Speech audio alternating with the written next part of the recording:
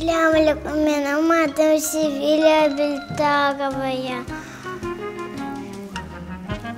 Шиырның аты «Туған тілні жандан севе».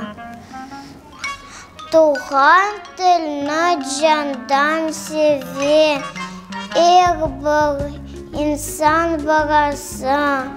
Бұл sevgini ona aşırayıq, anası мен babası. Тілдік бізні бірістірген, біздерні адам еткен, дүрмешкен кән берген.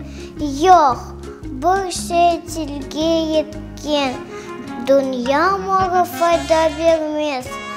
Бір милет илсіз olsa, bin пешман да хайыр etmez. Балалар тілсіз.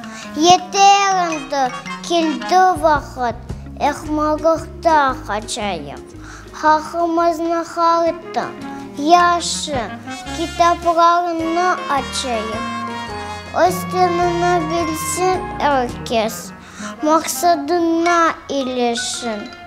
Өз тіліні енгіл, сербес, бұль-бұль кебе ғафыт.